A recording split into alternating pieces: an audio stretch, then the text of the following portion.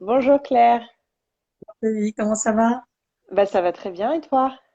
Ça va bien, désolée, je vous ai fait faux bon. On avait prévu de faire ça Ah, plus tôt, dernière. Bon, c'est mais pas bon, grave, le principal c'est de le faire aujourd'hui. euh, j'ai pas résisté, je suis restée au lit.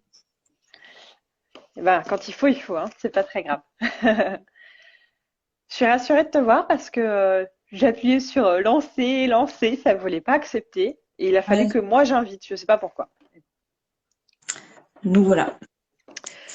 Bon, ça va arriver petit à petit. On a communiqué du coup plusieurs fois sur le fait que le live était ce soir vu qu'on avait changé la date. Donc voilà, j'espère que beaucoup de En personnes vont nous rejoindre ce soir pour qu'on puisse répondre à toutes leurs questions. tout cas, moi, je suis très contente d'être avec toi ce soir parce que c'est un sujet qui nous tient à cœur et c'est encore peu connu, donc toutes les occasions sont bonnes. Et moi, je suis très contente aussi de t'accueillir ce soir. D'ailleurs, si tu veux te présenter un petit peu, Claire, pour toutes les personnes qui me suivent et qui ne te connaissent pas encore. Moi, je suis Claire Devienne, je suis gynécologue de formation. J'ai travaillé mal d'années un CHU, dans un centre de la fécondation in vitro, du don d'ovocytes, du don spermatozoïdes. Et puis maintenant, je travaille dans une agence qui s'appelle l'Agence de la biomédecine.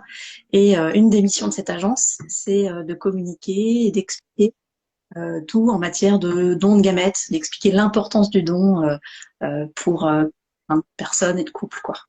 Donc, à ce titre, je suis là aujourd'hui avec vous, avec ma casquette de médecin référent en PMA à l'agence et puis mon ancienne casquette de gynéco sur le terrain.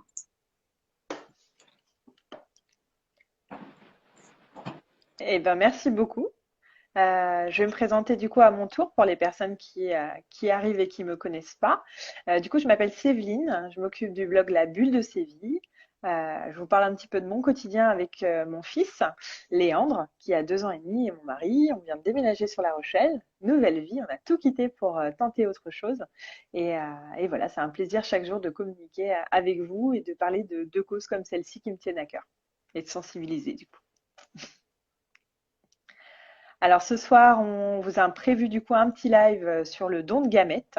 Donc on va vous expliquer déjà ce que c'est le don de gamètes pour ceux qui ne connaissent pas ce mot et vous expliquer un petit peu le parcours de personnes qui sont donneuses, receveuses, euh, la loi qui a changé aussi.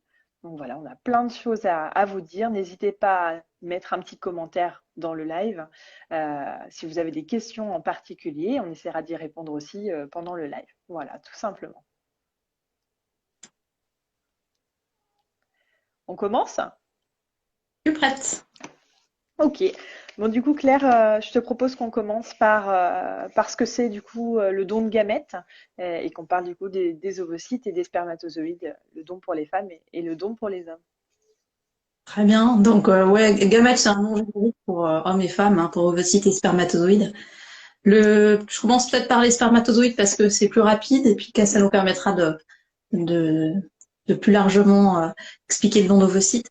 Le don de spermatozoïdes, c'est ouvert à tous les hommes qui ont de 18 et 44 ans inclus. Et pour donner, il peut être en bonne santé. Il faut pas avoir de maladie chronique. Hein. Et puis, il n'y a pas besoin d'avoir déjà eu des enfants pour donner. Il faut aller dans un centre qui est autorisé pour ça. Donc, ça se fait uniquement dans des établissements de santé autorisés. Il y en a 29 en France. Ça s'appelle un centre de don de spermatozoïdes. Et on y va pour d'abord une première consultation de bilan et on vérifie que on n'a pas de risque de transmettre une maladie finalement à la personne qui naîtra du don. Et puis techniquement, c'est simplement faire plusieurs recueils de spermatozoïdes au laboratoire spécialisé, en laboratoire de PMA. Et ça se fait par masturbation et ça se fait 4-5 fois de suite à différents endroits. La chose un peu contraignante, ça peut être ça. Donc, disons que ça se déroule en 2-3 mois pour faire un don de spermatozoïdes complet. Pour D'accord. les ovocytes, c'est un peu plus prenant, forcément, parce que les ovocytes, ils sont cachés dans nos ovaires. Comme maintenant on commence à le savoir, ben, la qualité et le nombre des ovocytes qui sont fabriqués par les ovaires ben, va diminuer avec l'âge. Donc les hommes c'était 18-44 ans, les femmes c'est 18 jusqu'à 37 ans inclus. parce que c'est la période où ça marche le mieux et qu'on a le plus de chances d'offrir la possibilité d'être parent à d'autres personnes. Pour donner ces ovocytes, le début du programme, c'est comme pour les hommes, il faut faire tout un bilan de santé. Là, c'est un bilan de santé non seulement pour vérifier qu'on n'a pas un risque de transmettre une maladie à l'enfant, mais c'est aussi un bilan de santé pour soi, pour vérifier que les traitements vont pas avoir des conséquences néfastes pour notre propre santé. Et à l'issue de ce bilan-là, le traitement lui-même, c'est des injections d'hormones, parce que les hormones destinées à recueillir après les ovocytes, elles peuvent se faire que par injection. On les fait soi-même, on les fait faire par une infirmière qui vient tous les soirs à la maison, ça dure une dizaine de jours. C'est pas grand-chose, hein, c'est vraiment des aiguilles toutes fines, mais c'est cette contrainte de faire ça bien tous les jours à la bonne heure, et surtout de vérifier que le traitement répond bien, les ovaires répondent bien au traitement. Ça Et veut à toutes dire les personnes qui sont en train de nous suivre, sachez que tout ça, c'est pris en charge. Vous n'avez pas de frais à avancer. Voilà, tout ce qui est lié au don de gamètes au niveau de votre prise en charge et au niveau des frais, et tout est pris. Voilà, en charge par la sécurité sociale. c'est-à-dire non seulement on n'avance pas les frais pour les consultations, mais en plus, si on a des frais de transport, des frais de garde d'enfants, des frais de perte de revenus professionnels, c'est pris en charge par l'hôpital. Donc c'est un coût zéro pour la personne. Voilà. Et pour finir le parcours de la donneuse, à l'issue du traitement, qui échographie et prise de sang, et bien, il y a une demi-journée à l'hôpital pour recueillir les oocytes, donc une petite ponction qui se fait par voie vaginale, comme une échographie vaginale. Et une fois que c'est fait, ça y est, le don est terminé, c'est-à-dire que les oocytes sont emmenés au laboratoire, ils sont donnés à quelqu'un. Et on ne sait plus ce qui se passe après, si un enfant naît ou pas. Et le don est terminé, on a accompli sa mission. Alors, ce qui est intéressant, c'est que, ce que moi j'ai appris grâce à nos échanges aussi, c'est qu'en fait, le jour où on fait cette ponction, nous les femmes, il y a aussi une personne qui vient pour recueillir ce don, si je ne me trompe pas. Alors, Il n'y a pas d'attente entre les deux, mais par contre, c'est deux circuits différents, on ne se croise pas. Alors, il y a deux situations possibles. Une situation où les ovocytes sont utilisés le jour même, c'est-à-dire ils sont mis en fécondation avec les spermatozoïdes du couple ou de la personne qui va faire le don, de la personne qui va recevoir les ovocytes. Donc, la mise en fécondation peut avoir lieu le jour même, mais elle peut aussi avoir lieu de façon différée si vos ovocytes sont congelés au laboratoire. Et ça, c'est pas encore ce qui se fait le plus, mais ça se développe tranquillement. Alors pour savoir si je vois dans les questions des gens qui se demandent est-ce que moi je peux donner en fonction de ma situation personnelle médicale, nous on peut pas vous répondre en direct comme ça dépend vraiment. Donc il faut, moi la meilleure chose à faire c'est de prendre contact avec le centre de don qui est le plus proche de chez vous pour le trouver. En fait c'est très très simple, il y a un site qui s'appelle dondovocytes.fr qui est fabriqué par l'agence de la biomédecine. Vous tapez votre adresse, votre ville, n'importe quoi, paf, ça vous donne tout de suite l'adresse du centre de chez vous. Et vous pouvez même envoyer une demande de rendez-vous ou des informations par mail via le site. Et vous avez aussi don de spermatozoïdes.fr pour les hommes, du coup. Exactement. Voilà. Il y a pour les femmes et pour les hommes. Vous avez deux sites distincts. Ah, tout à fait. Il y a une autre question. Combien de temps à peu près entre le moment où on commence les rendez-vous jusqu'à la ponction? Pour les femmes, ouais, c'est entre 3 et 6 mois. Parce qu'elle prend du temps, de faire le bilan, voilà, elle doit organiser les choses. Donc, en général, 3 à 6 mois, c'est la moyenne pour que tout soit fait. La Sécu, elle prend en charge à 100% pendant 6 mois. On peut tout caser dans ce délai.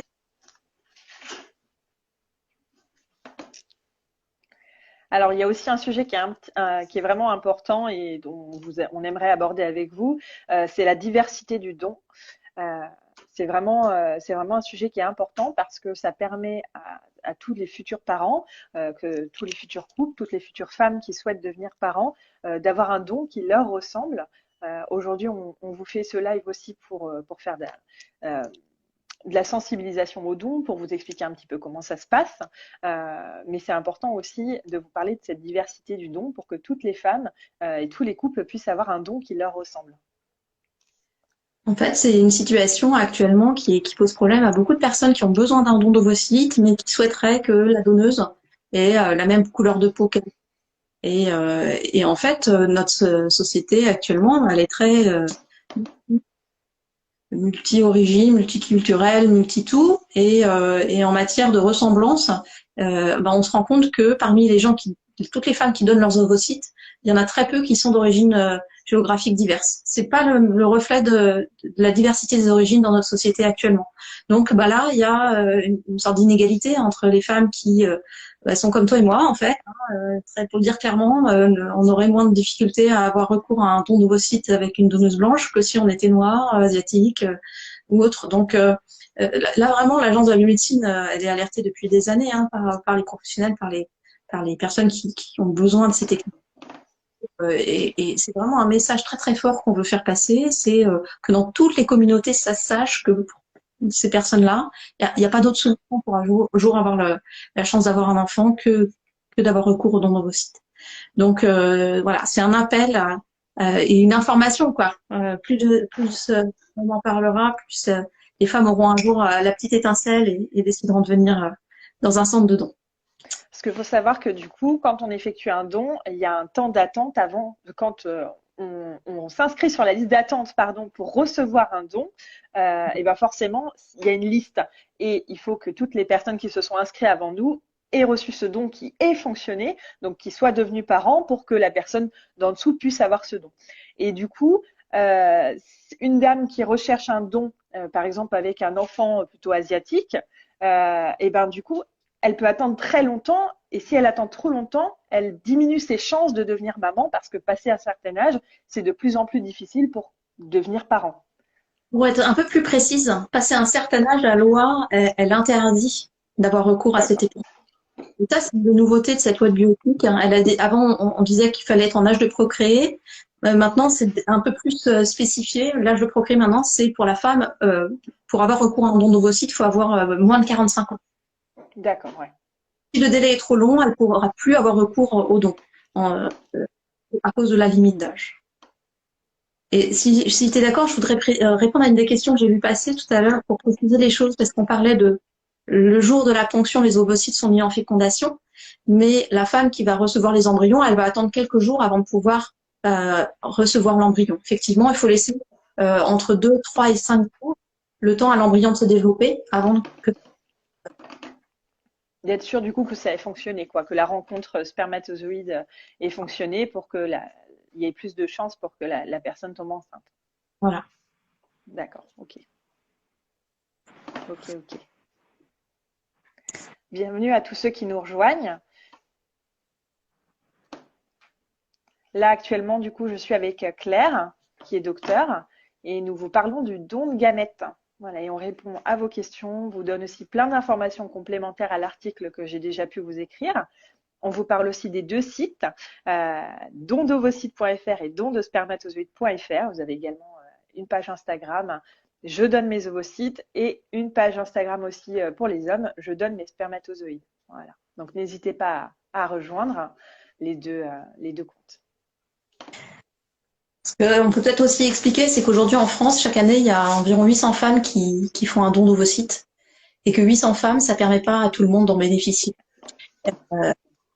Donc là, il y a vraiment un appel au don et un besoin de prise de conscience qu'il faut que ça se sache, il faut que les femmes y réfléchissent et que de plus en plus de femmes fassent cette démarche. Pourquoi? Parce que chaque année, c'est plus de 2000. Alors, je parle avant la loi. On a des chiffres des activités de don d'ovocytes avant la loi, c'est-à-dire 2019. Et on sait qu'à l'époque, il y avait déjà plus de 2000 couples qui pouvaient pas avoir recours au don d'ovocytes et qui étaient encore sur les listes d'attente en fin d'année. Sans compter tous ceux qui étaient partis à l'étranger parce qu'ils n'étaient pas attendus en France. Donc il y a vraiment un enjeu de santé publique que en France on peut prendre en charge en don d'ovocytes le maximum de personnes. Voilà. Donc il y a vraiment, je trouve, un enjeu de solidarité, de générosité qui peut toucher vraiment tout le monde, quoi. Donc même si soi-même on peut pas parce que on a une condition de santé, une maladie chronique, quoi que ce soit qui fait que et qu'on est touché par le don, on peut en parler autour de soi et ça sera déjà un geste magnifique. C'est ça. Le bouche à oreille. On sensibilise à son petit niveau et moi, pour ceux qui me suivent, vous le savez, j'ai la maladie de Crohn, donc je ne peux pas moi-même effectuer un don parce que j'ai une maladie chronique. Mais par contre, voilà, grâce à mes réseaux, j'avais envie de sensibiliser sur cette cause et c'est pour ça qu'on se retrouve ce soir pour cela. Ah, c'est très chouette, merci beaucoup. Peut-être qu'on peut dire un petit mot du fait que la loi, elle a aussi prévu un accès aux origines. Et peut-être que je peux en dire un mot pour les futures donneuses qui nous écoutent. L'accès aux origines, ça va être un nouveau droit qui permettra, mais pas tout de suite, à des Septembre personnes 2022, c'est ça, hein? pardon, voilà, de demander si l'ancien donneur ou l'ancienne donneuse a accepté de donner des infos.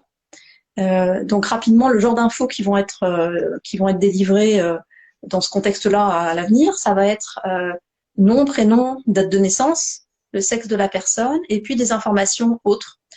Ça peut être familial ou professionnel au don, les motivations qui ont conduit au don, etc. Donc toutes ces choses-là, c'est très très nouveau.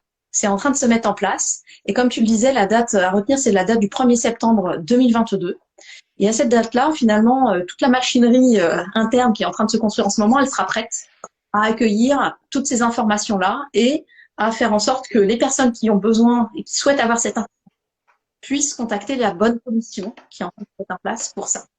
Et donc, toutes les personnes qui font leur don d'ovocytes de spermatozoïdes aujourd'hui, ils signent un consentement pour le faire, mais qui ne permet pas l'accès aux origines.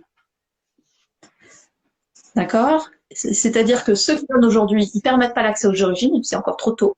Ils pourront le faire qu'après le 1er septembre 2022. D'accord, ouais. Et attendre le 1er septembre 2022 pour modifier leur consentement. Voilà.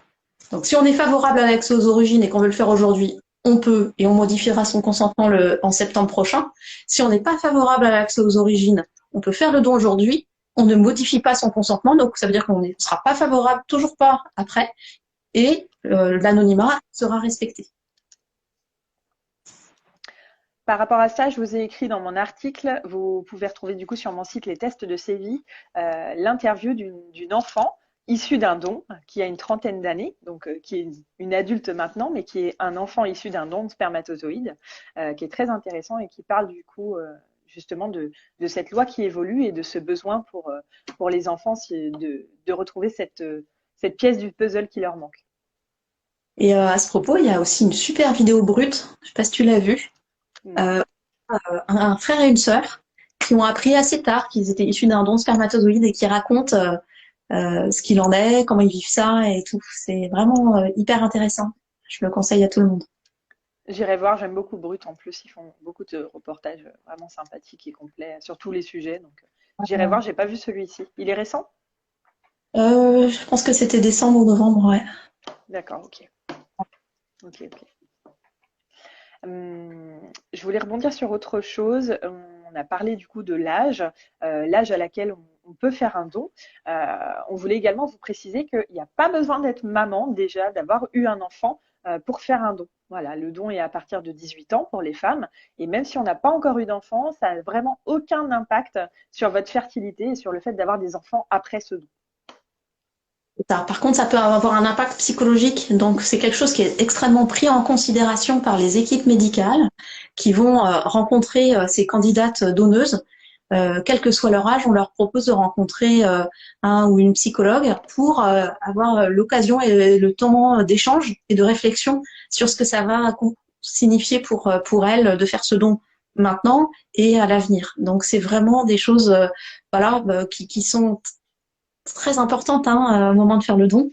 Et les équipes sont spécialisées, elles sont à l'écoute et elles accompagnent les donneuses tout au long de leur parcours.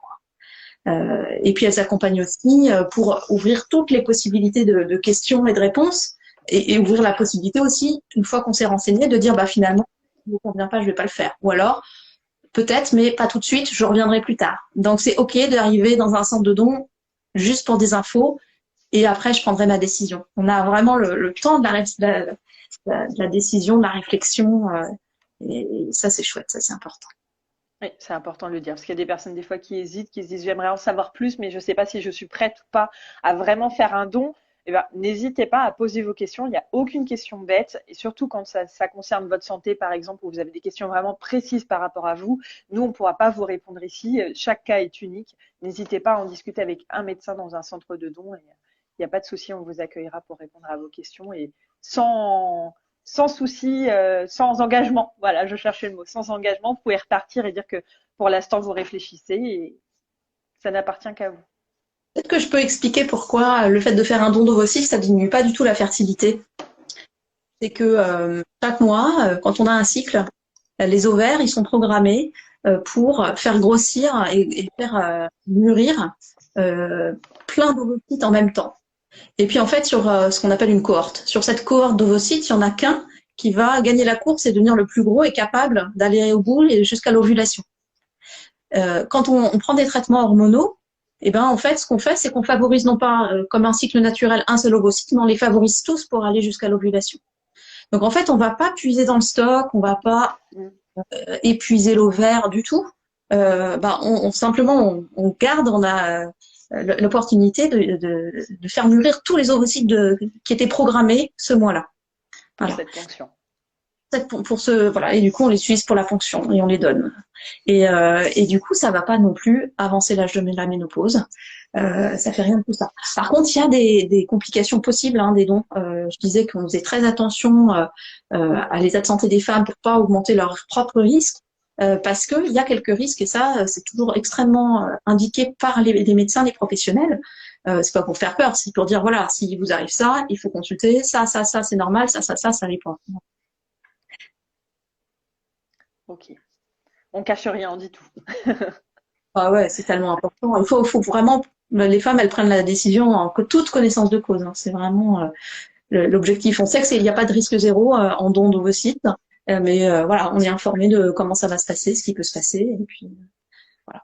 C'est vraiment un don de soi parce que c'est vrai que les femmes ont un parcours quand même euh, pour pouvoir faire ce don avec ces injections et c'est vraiment un vrai don de soi de la personne qui décide d'offrir ça, d'offrir cette chance de devenir parent à une autre femme, à un autre couple.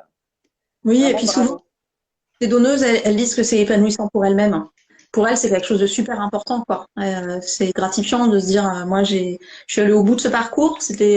J'ai dû m'organiser avec mes enfants, le conjoint, la vie familiale, tout. Et puis, j'ai mené ça parce que c'était pas facile, mais je suis super fière. Je suis allée au bout et ça se trouve, j'ai aidé des personnes à avoir des enfants. C'est quand même super chouette.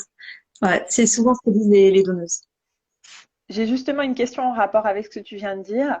Il y a une personne qui demande est-ce qu'en tant que donneuse, on peut être au courant si notre don a abouti ou pas à une grossesse? On peut pas, c'est pas possible, on sait pas si ça a marché ou pas. Les seules personnes qui peuvent avoir une information, c'est les personnes qui sont nées du don, une fois qu'elles sont devenues majeures. Et seulement si elles le souhaitent, elles peuvent avoir des enfants. Par contre, vous, en tant que donneuse, vous saurez pas si un enfant est né ou pas. Je peux peut-être donner un chiffre intéressant. C'est que sur l'année 2019, c'est un peu comme ça tous les ans, il y avait 2 fois plus de femmes qui ont donné leurs ovocytes que d'enfants qui sont nés d'un don. Voilà. Et c'est ce qui pousse d'ailleurs certaines femmes à faire non pas une, mais 2 ponctions pour augmenter le nombre d'ovocytes donnés, augmenter les chances qu'un enfant ait pu naître de leur don.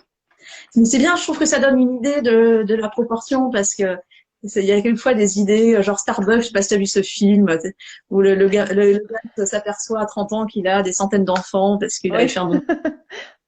Pas ça du tout. Alors d'abord, en France, la loi, elle interdit qu'il y ait plus de 10 enfants par donneur ou par donneuse. Mais la proportion, en fait, c'est un enfant pour 2 donneuses. Parce que, on a peu d'ovocytes par rapport à un garçon qui va donner énormément de spermatozoïdes. Donc on a besoin de donneuses, on a besoin de donneurs. Les donneurs, on en a besoin de beaucoup parce que là, on a maintenant avec la nouvelle loi, plein de femmes seules et de femmes en couple de femmes qui ont forcément besoin d'un don de spermatozoïdes. Donc on a particulièrement besoin de donneurs en ce moment, quoi. Et justement, est-ce que tu as les chiffres en tête? Tout à l'heure, on a dit qu'il y avait plus de donneuses femmes, donc de femmes qui avaient fait un don d'ovocytes pour une autre femme, que d'hommes qui avaient fait un don pour d'autres femmes et couples. Est-ce que tu te souviens du chiffre des hommes qui ont donné et des femmes? Figure-toi que c'est 317 hommes et 800 femmes, un peu plus de 800 femmes. Donc C'est il y a énorme, hein, la différence. beaucoup plus, mais il faudrait 5000 femmes. Ça, j'exagère. Les 5000 femmes qui donnent chaque année, vraiment, il faudrait ça. Et les hommes, il en faudrait 2 fois plus. Ce serait vraiment l'idéal pour reconstituer un nouveau stock et puis permettre à toutes les nouvelles personnes qui ont besoin d'un don d'y avoir accès.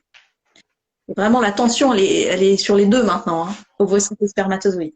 Oui, avec la nouvelle loi qui est passée, à toutes les femmes qui devaient aller parfois à l'étranger, comme tu disais tout à l'heure, pour pouvoir avoir un don, peuvent le faire maintenant en France et donc peuvent s'inscrire pour Mais recevoir un don. Donc forcément, ce qui s'est passé, c'est qu'il y a eu d'un coup énormément de demandes, ce qui est tout à fait logique.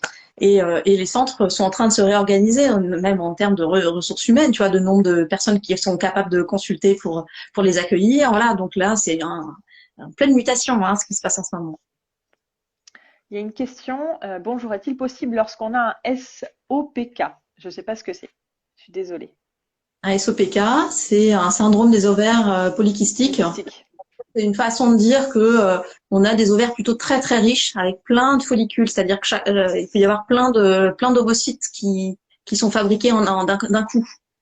Donc c'est possible, mais parfois peut-être aussi ça peut ne pas l'être. Donc en fait c'est typiquement une situation qui est analysée par le médecin spécialiste qui vous accueille dans le centre de don. Mais il y a plein de fois où il y a des femmes qui ont ça, qui peuvent donner. Et puis il y a d'autres situations où on se dit ah mais le rapport entre le bénéfice pour les gens qui vont recevoir et puis le risque pour vous, il est pas bon. On vous conseille de pas le faire. Ça dépend. Mais souvent c'est possible.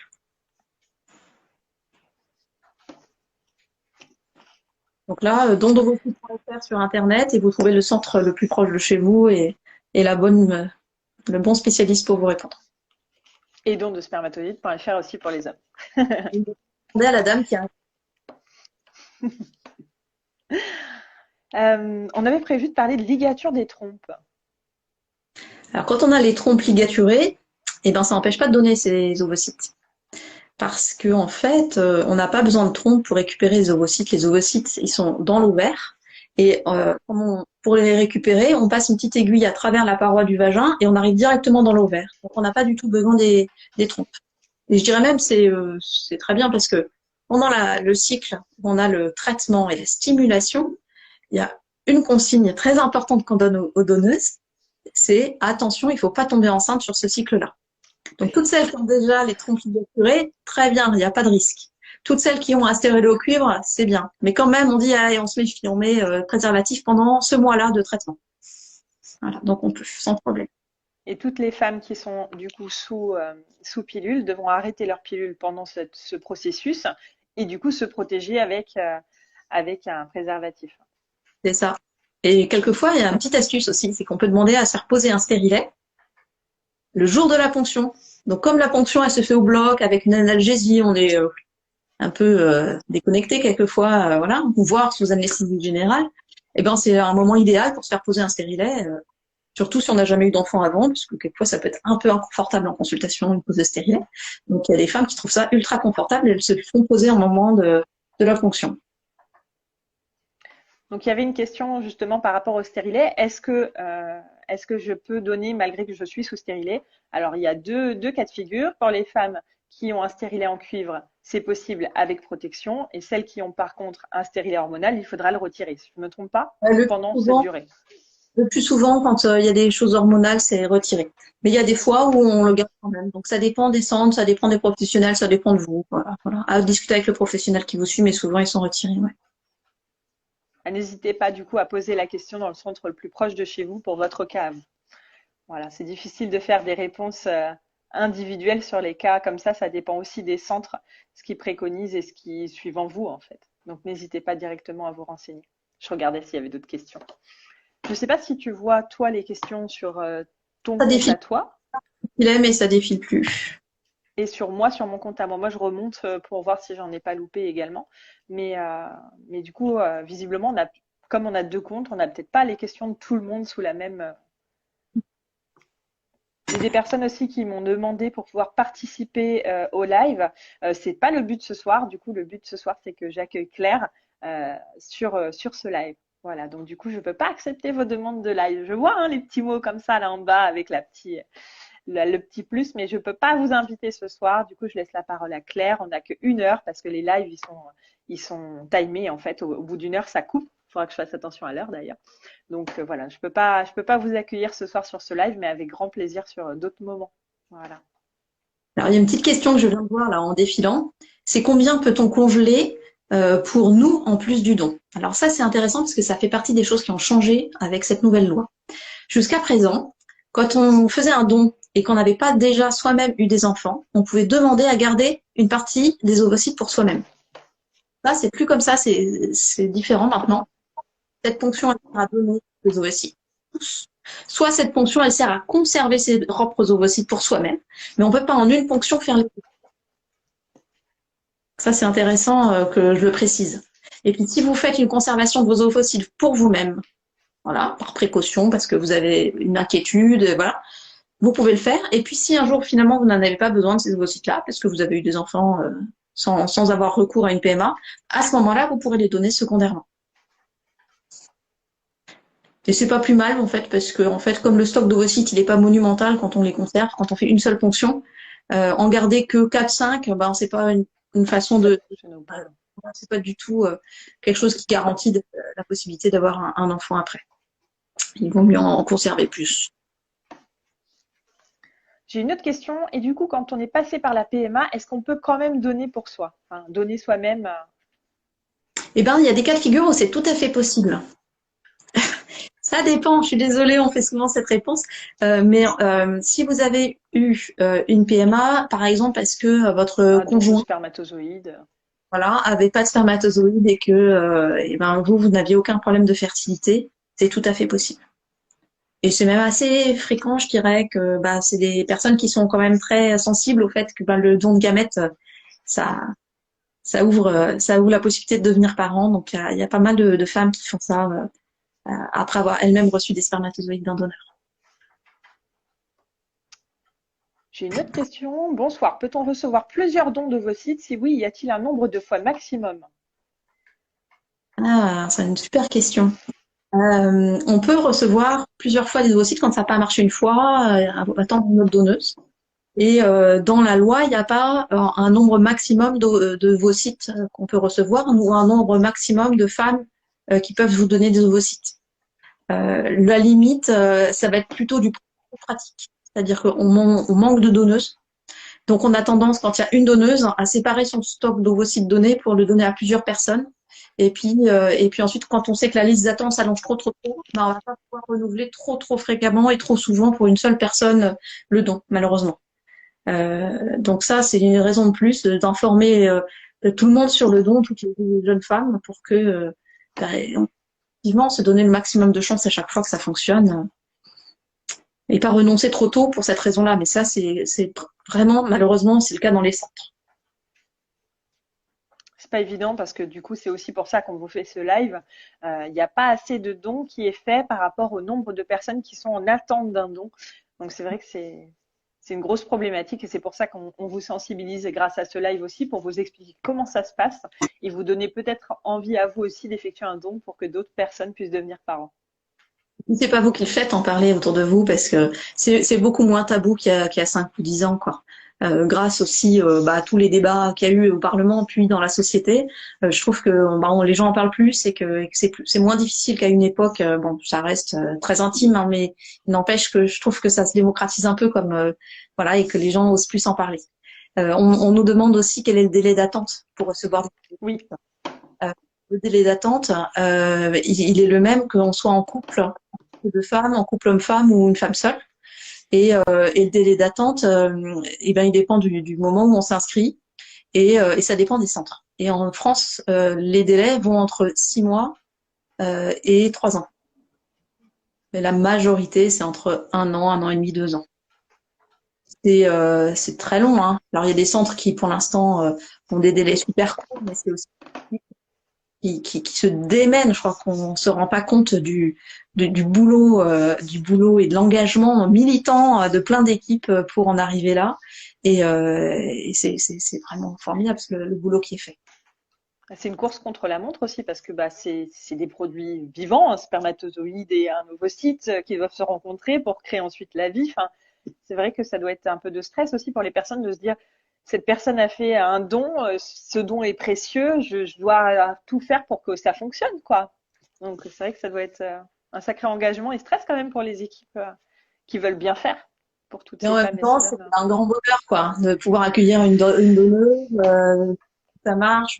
Enfin, c'est extraordinaire, hein, d'avoir la chance de travailler dans ce domaine. C'est vraiment extraordinaire. Mais ouais, il y a de l'enjeu, hein. Et c'est aussi pour ça que c'est pas n'importe où qu'on fait ça. C'est que des centres ultra spécialisés qui sont autorisés par une agence régionale de santé. Et c'est pour ça qu'il y en a qu'une trentaine en France et qu'il y en a pas partout, quoi.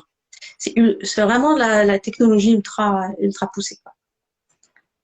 Si vous avez vraiment envie de savoir comment ça se passe de A à Z aussi pour une donneuse et pour une receveuse, pour ceux qui arrivent, j'ai fait un article sur mon site internet, les tests de sévie, où il y a des interviews de personnes de ma page qui me suivent tous les jours et qui m'ont permis de faire porter leur voix grâce à cette interview sur mon site. Donc n'hésitez pas à aller lire leurs témoignages.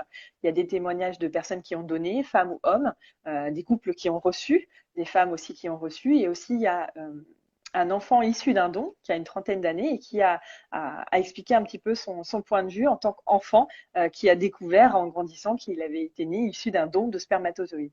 Voilà, donc n'hésitez pas à venir lire les interviews de ces personnes qui ont pris aussi du temps pour vous et c'est très intéressant. Et c'est très touchant pour moi qui suis très sensible. Je peux vous dire que j'avais les larmes aux yeux tout du long de l'écriture de cet article. Donc voilà, un grand bravo à ceux qui ont participé à cet article. Bravo à toi. Vraiment, c'est chouette. Alors, il y a des dames qui demandent aussi combien on peut faire de dons. On peut en faire maximum. Quand on est un homme, on fait. Voilà. Mais quand on est une femme, c'est maximum 2. Et l'espacement entre les dons, bah, ça dépend du centre, mais il faut se laisser le temps de récupérer, que le corps s'en remette. Voilà. Faut durer de entre 2 dons, quoi. Il y a une personne qui m'a demandé si c'était possible de prendre les rendez-vous pour elle et son mari en même temps parce qu'ils veulent donner tous les deux et elle demandait si c'était fréquent aussi, s'il y avait beaucoup de Ouais, couples qui le faisaient ouais, ça ensemble. ouais, c'est vraiment chouette comme démarche. Alors, on peut prendre rendez-vous en même temps et on verra des personnes différentes. L'une spécialisée en dons spermatozoïdes, l'autre en dons d'ovocytes. Et on peut faire le bilan en parallèle. Voilà. Et c'est pas mal, on peut se soutenir et tout, parce que même le bilan, c'est quand même engageant émotionnellement, hein. On pose plein de questions sur les antécédents familiaux. On peut quelquefois découvrir des choses, quoi, sur les propres risques qu'on a soi de transmettre une maladie à ses propres enfants. Parfois, on nous annonce qu'on ne peut pas donner ses gamètes parce que il y a un risque, un sur-risque dans ma famille de transmettre telle maladie. Et que même si ça pose pas de problème pour mes enfants, eux ils le sauront parce qu'on pourra les informer d'emblée que peut-être à partir de l'âge de 20 ans, je ne sais quoi, mais c'est pas le genre d'information qu'on pourra donner à un enfant né du don. Donc il y a des fois où les gens, alors qu'ils sont en bonne santé, que tout va bien, que leurs enfants vont bien, à qui on dit désolé, on va pas pouvoir accepter votre don. Donc c'est vraiment des situations délicates et de le faire à deux, je trouve que c'est chouette parce que tiens dans toutes ces démarches-là. C'est super intéressant ce que tu dis parce que tu expliques que les personnes issues de dons, donc ces futurs enfants, ils peuvent ne pas savoir certaines choses au niveau suivi médical. Et ça, moi, je l'ai beaucoup eu de personnes, d'enfants issus de dons qui m'en ont parlé pour cette interview, qui disaient que du coup, en ayant ces données dans leur dossier, donc leur dossier d'enfants issus de dons, c'était noté tout le retracement médical du donneur. Je ne sais pas si je m'exprime bien, mais ils ont un peu le dossier médical du donneur grâce à ces rendez-vous préalables. Et du coup, avoir accès aux données identifiantes et non identifiantes leur permet aussi d'avoir ce parcours de la vie de leur donneur. Je sais pas, c'est pas facile Pas sûr d'expliquer que parce que alors c'est pas des situations possibles en France. d'accord, Euh, Si la personne née d'un don veut des informations sur la santé du donneur, oui, il pourra pas les avoir avec l'accès aux origines. d'accord, je pensais. Non. En fait, ce qui se passe, et ce qui existait déjà avant la loi de 2021, c'est que si l'enfant né d'un don a une maladie qui finalement est sans doute génétique, vient du donneur ou de la donneuse, à ce moment-là, les professionnels de santé du centre de don vont pouvoir faire le lien et informer l'autre côté, la famille du donneur, le donneur et sa famille éventuellement. Et D'accord. inversement, si le donneur développe une maladie, dans sa famille on découvre une maladie qu'il est lui-même porteur, paf, il déclenche tout un mécanisme pour que le centre de don soit informé et informe les enfants qui sont nés de son don. Par contre, la situation que tu décris, elle n'est pas prévue par les textes de loi d'accès aux origines. D'accord, ok. Là, parce que j'avais une question, c'était, j'ai lu que le don n'était plus anonyme. Cela veut dire que l'on peut être contacté des années plus tard par des enfants nés grâce à ce don. Donc, non. C'est plus anonyme parce qu'en fait, l'anonymat, c'est entre la personne qui donne et la personne qui reçoit. Donc ça, comme le don d'organe, la personne qui donne, la personne qui reçoit, ils ne se connaissent pas, c'est anonyme. Ça, c'est toujours le cas.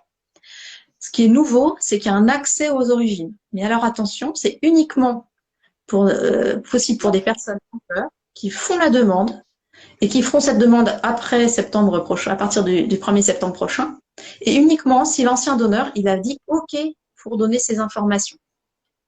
Donc un ancien donneur qui a donné il y a 5 ans, allez, on prend carrément ce qu'il a donné il y a 30 ans. Au 1er septembre prochain, un des enfants nés de son don demande à avoir accès aux origines. Ce qui va se passer, c'est que lui, il n'avait rien fait jusqu'à présent. L'enfant il va être contacté par une commission spéciale. Et cette commission va lui dire, voilà, quelqu'un est né de votre don, acceptez-vous ou pas de modifier votre consentement initial et acceptez-vous donc de donner des informations à cette personne.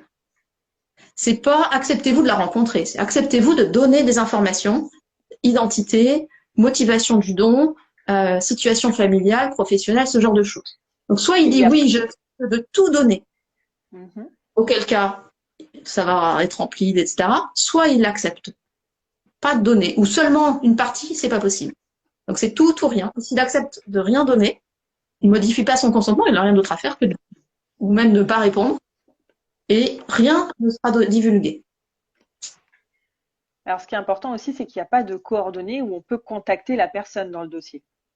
C'est vraiment des données, mais il n'y a pas un numéro de téléphone, une adresse. C'est vrai. Enfin, on va pas vous contacter parce que vous mettez vos coordonnées dans le dossier. Il n'y aura pas votre numéro de téléphone, votre mail, votre adresse. Il n'y aura pas tout ça dans le dossier. Sauf si c'est ouvert sur Internet, vous avez mis tout ça, vous savez bien en donnant accès à votre identité que la personne est susceptible de vous retrouver. Si vous laissez voilà un Facebook, etc., c'est possible. Mais ça, c'est vraiment, ça fait partie des choses à réfléchir avant d'accepter, de modifier son consentement si on a déjà donné. Ça, c'est vraiment votre jugement, votre choix.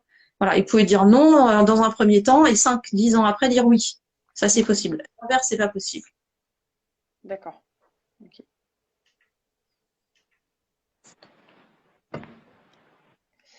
Alors, je lis en même temps les petites questions. Est-ce que si on souhaite un pariement pour que l'enfant nous ressemble, est-ce que le délai d'attente est plus long?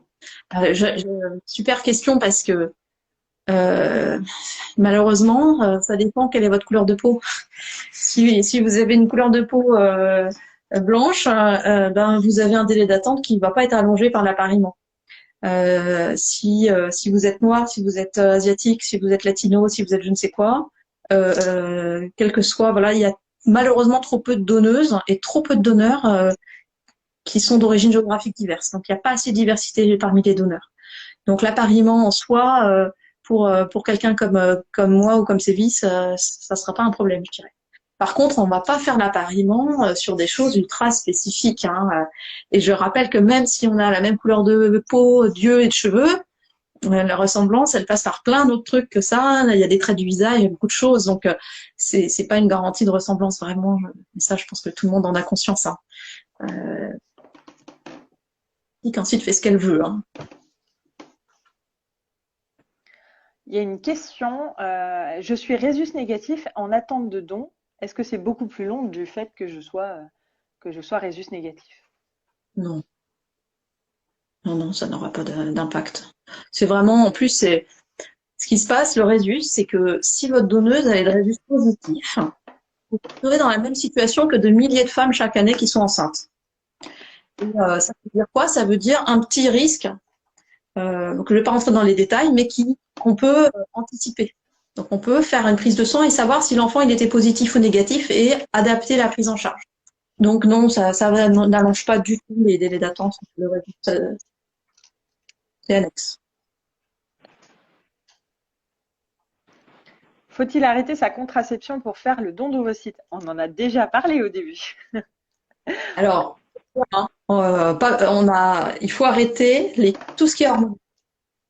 On ne peut pas faire autrement parce que de toute façon, on va être inondé d'hormones pendant le traitement de stimulation.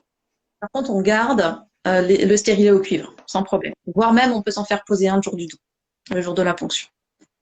Et tout ça, c'est vraiment des choses qui sont toujours expliquées à toutes les candidates qui viennent. Et ce qu'on peut donner après une sleeve, vaut-il mieux le faire avant? L'obésité, oui. Pourquoi l'obésité est un souci pour le don d'ovocytes?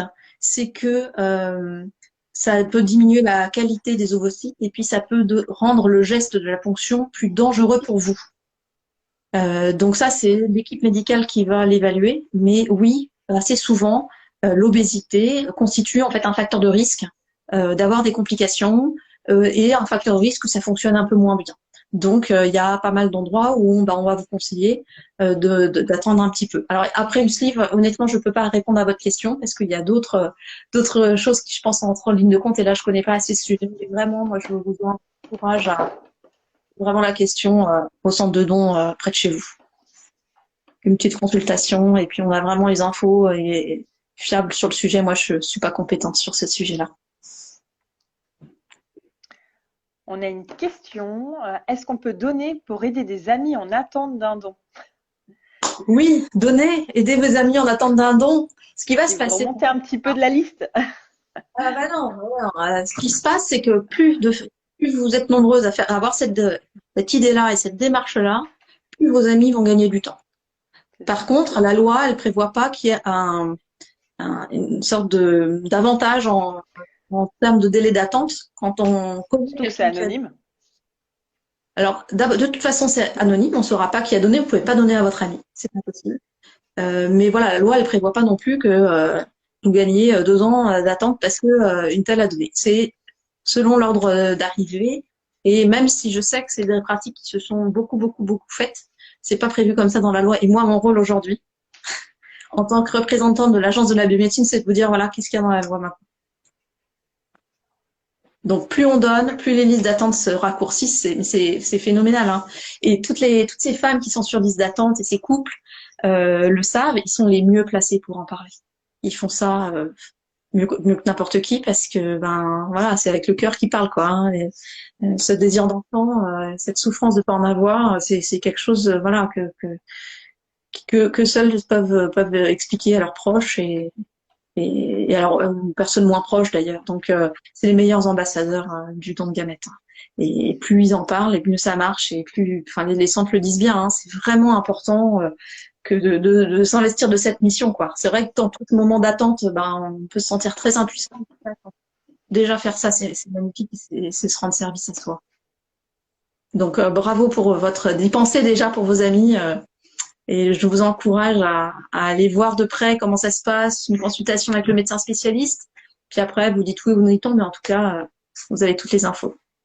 Et il n'y a pas de questions bêtes, vraiment, n'hésitez pas à poser vos questions, si ça peut vous rassurer, si ça peut, vous pourrez aider aussi d'autres amis à répondre à des questions et leur dire, mais vas-y, moi j'y suis allée, j'ai posé des questions, finalement j'ai fait un don ou je n'ai pas fait un don, mais ça m'a permis de répondre à des questions que j'ai pu avoir et de pouvoir en parler ensuite autour de soi. Est-ce qu'on sait si le don a donné naissance à un bébé? Ça, on le disait tout à l'heure, non, c'est pas possible. Après, c'est la magie qui s'opère. Il faut un peu de secret dans cette magie. Ce qui est intéressant de savoir, c'est que plus on le fait jeune, plus il y a de chances que ça marche. Aussi. Et vous avez la possibilité. Et vous avez aussi la possibilité de donner 2 fois pour les femmes. Et c'est combien de fois pour les hommes? Bah, les hommes, c'est 4 ou 5 recueils de spermatozoïdes. Et on considère qu'avoir fait ça fait un don. Mais on peut vite atteindre les 10 naissances grâce à ces 4 ou 5 recueils. C'est vrai que les hommes, il y a beaucoup plus de spermatozoïdes en un don que nous, les femmes. C'est à peu près combien d'ovocytes une ponction? Ah, on est entre 8 et 10 ovocytes. Ouais. Don prévu en avril. Oh, formidable. Je ne sais pas si quelqu'un qui donne ou quelqu'un qui reçoit, mais c'est une super nouvelle. Je pense que c'est quelqu'un qui va recevoir. Ouais. Chouette. N'hésitez pas à nous dire si vous avez déjà donné, vous, qui regardez ce live, ou si vous avez déjà reçu aussi, ou si vous êtes un enfant issu d'un don. il y a Mélissande qui nous dit que du coup, on a la surprise si un jour l'enfant demande des informations. Et en fait, c'est exactement ce qui va se passer quand, à partir du 1er septembre prochain, il y aura la possibilité pour les personnes majeures de faire cette demande d'accès aux origines. Dans un premier temps, peu de gens auront déjà fait cette démarche de donner accès aux origines. Alors, ils vont être contactés par une commission qui va leur dire bonjour, vous avez une personne qui est née de votre don, vous avez fait il y a 18 ans ou plus. Effectivement, ça sera le seul moyen de savoir ce qu'il en est. Et ce qui sera aussi possible pour les anciens donneurs et les anciennes donneuses, c'est directement de faire cette démarche à partir du 1er septembre prochain et d'aller directement dire bonjour, moi, je veux changer mon consentement. Et à ce moment-là, hop, on fait toute la procédure et puis voilà, c'est fait. On n'a pas besoin d'attendre qu'on... Et même des personnes qui ont donné il y a 5, 6, 10 ans peuvent le faire. Oui, même 30 ans, même 40 ans. Il n'y a pas de délai. Donc voilà, si on est prêt à ça et pas la peine d'attendre, dès septembre, on contacte alors une commission qui va être spécialement créée, qui n'est pas encore créée, qui va être spécialement créée pour ça. Ou alors on contacte le centre de don où on avait fait le don à l'époque et d'une façon ou d'une autre, voilà, on va pouvoir modifier son consentement, signer un nouveau consentement, toutes ces informations dont on parlait tout à l'heure. Il y a une personne qui me dit qu'elle a prévu du coup de faire un don le 11 avril. Bravo à toi. Et que certaines de ses amies lui disent que les traitements sont lourds en travaillant. Eh ben ouais, c'est un peu lourd. C'est-à-dire que ce qui est lourd, c'est quelquefois on doit aller le matin faire échographie prise de sang. Et là, il faut que ça soit bien rodé, quoi. Parce que l'écho de la prise de temps, sinon ça peut prendre facilement 1h30, 2 heures, et on arrive un peu à la bourre au boulot. Alors, il y a aussi ce qui existe, et si on est prêt à le dire à son employeur, la possibilité, c'est de la loi, d'avoir des autorisations d'absence sur le temps de travail. Donc, c'est du temps qui sera rémunéré pour faire le don d'ovocytes. Donc ça, vous pouvez en parler si c'est pas déjà fait votre centre de don. Et puis ensuite, une fois qu'on a bien en tête comment ça va se dérouler, peut-être telle semaine ou pendant 10 jours, on va avoir vraiment besoin d'être tranquille le matin et l'esprit tranquille pour aller faire 2-3 fois, 2-3 matins, éco-prise de sang. Et puis ensuite, recevoir soit des coups de fil, soit un message qui dit, ce soir vous faites telle dose, demain vous faites ça, etc. Et ce qui est un peu parfois compliqué, c'est que il faut pouvoir se libérer le mardi pour le jeudi pour venir faire la ponction, quoi. Donc le centre est capable de dire voilà, la semaine du 11 avril, ça sera la semaine de votre ponction, et puis il vous a sans doute dit on ne sait pas quel jour ce sera pendant cette semaine-là. Ça Donc c'est dépend en du cela. résultat de l'écho. Ouais, ça dépend comment. Voilà, il y a des ovaires qui répondent vite, des ovaires qui répondent lentement. On le sait jamais à l'avance. Ouais. Donc en cela, ça mérite d'être flexible et adaptable et avoir idéalement, si besoin, un employeur qui comprend et qui rend la vie facile. Ouais. Bon, c'est déjà bien que la loi facilite du coup Tout est le pris en processus charge du don. et puis tout sport, garde d'enfants, et si vous avez des pertes de frais professionnels, ça c'est pris en charge par l'hôpital. Donc les factures, les trucs, tout ce qu'il faut, et l'hôpital il rembourse. Et s'il rembourse pas, alors une fois ou deux par an, je dirais on a une alerte à l'agence de la biomédecine et on fait ce qu'il faut pour que ce soit remboursé. Parce qu'ils reçoivent de l'argent exactement pour ça. Donc il faut que le don ne coûte aucun argent au donneur et au donneur, c'est la moindre des choses. Ça, je En ne tout savais cas, pas, c'est vraiment bien fait. pour votre engagement et merci pour ce témoignage là en direct, c'est vraiment sympa. Je vais mettre mon mari à contribution. Je trouve ça super qu'on puisse faire ces dons, tellement de parents en souffrance. Ah ouais. C'est Merci à chouette. toi. Merci à tous les donneurs. J'ai eu un petit mot aussi qui était sur le côté, parce que j'ai plusieurs boîtes. Alors, il faut que je regarde à droite, il faut que je regarde à gauche. Tac, tac, tac. Oh, il y a Mélissande qui nous dit que demain elle appelle pour se renseigner dans son centre de don. Oh, c'est trop chouette. Et Bravo. vous ne faites pas pleurer en direct, s'il vous plaît. Je suis trop sensible, vous le savez. Ne me faites pas des coups comme ça. Bravo, Mélissandre. Alors, j'avais une question. Si je comprends bien, il n'est donc pas possible pour les parents receveurs de savoir qui a donné. Impossible. Impossible, vous saurez jamais. Mm, Et si votre enfant il devient un adulte, ne fait pas la démarche pour demander, vous-même, vous saurez jamais. Et s'il fait la démarche et qu'il vous le dit pas, bah, vous le saurez pas. Aucun moyen de savoir. C'est pour ça que je disais tout à l'heure, l'anonymat, il est respecté entre donneur et receveur. Ouais. C'est vraiment l'enfant issu du don qui pourra ouvrir ce dossier s'il le veut. Ouais. Ah ouais. Et seulement si le donneur a dit OK. Aussi, ouais. Ouais. Et on a Héloïse qui nous dit qu'elle a eu un kyste ovarien, une torsion d'ovaire et puis une grossesse. Est-ce qu'elle peut donner ses ovocytes? Alors, c'est vrai que depuis, on le répète, mais il y a plein de situations où on peut donner, mais pour le savoir vraiment, il faut absolument que ce soit un spécialiste dans un centre de don.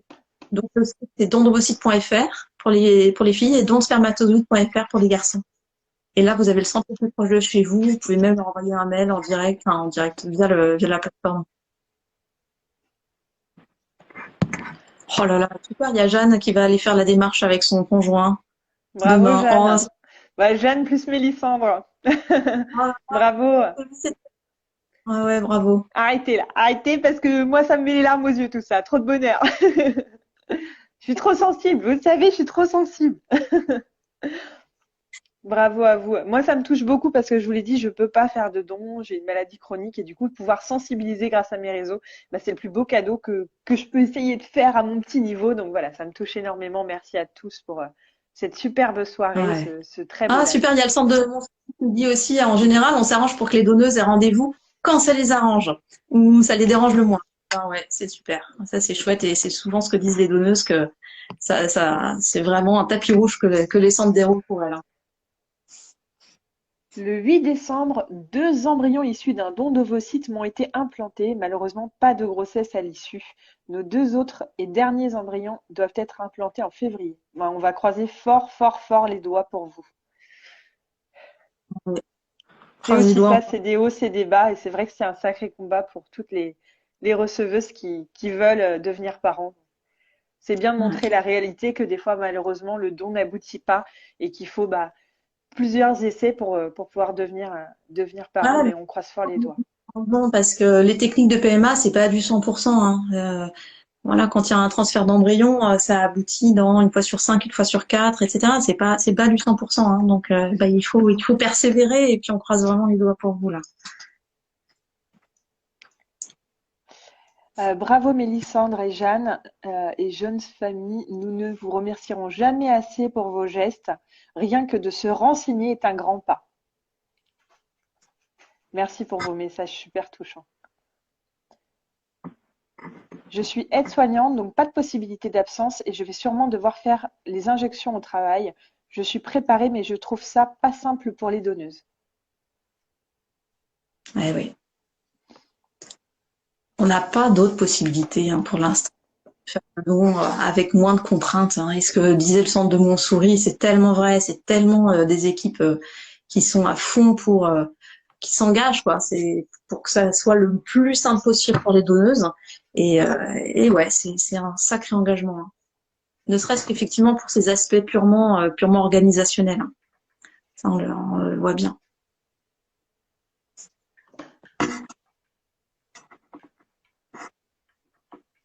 On est en attente de dons depuis 16 mois, c'est très long et difficile, mais on a 2 personnes qui ont pu donner après en avoir parlé. On sait que ça va aider plein de monde.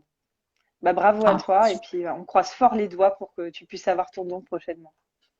bon courage pour l'attente parce que souvent ce qui est très dur, c'est qu'on n'a pas le délai d'attente précis, quoi. Donc on attend, et puis en fait on attend qu'il y ait plus de donneuses et on n'a pas toujours une date 6 mois avant, quoi. Donc ouais, on sait que c'est un moment difficile, donc ouais, je pense bien à vous, quoi.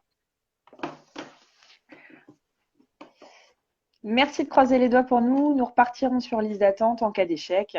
Alors un grand merci pour votre aide et votre communication sur le sujet. Mais avec grand plaisir, c'est bien le minimum qu'on puisse faire ce soir, pouvoir répondre à toutes vos questions, de vous apporter notre voix pour pouvoir sensibiliser à notre petit niveau.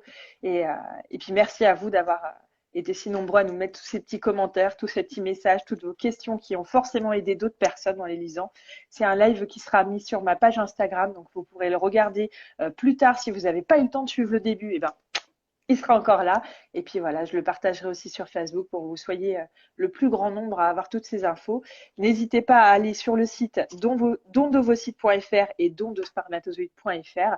Vous avez aussi la page Instagram Je donne les ovocytes et la page Instagram Je donne don de spermatozoïdes. Je Non, donne mes Instagram, c'est spermatozoïdes. et je donne mes ovocytes, c'est ça. C'est ça. Je donne mes ovocytes et je donne mes spermatozoïdes sur Instagram et dondovocytes.fr et donspermatozoïdes.fr pour pouvoir avoir le centre le plus proche de chez vous.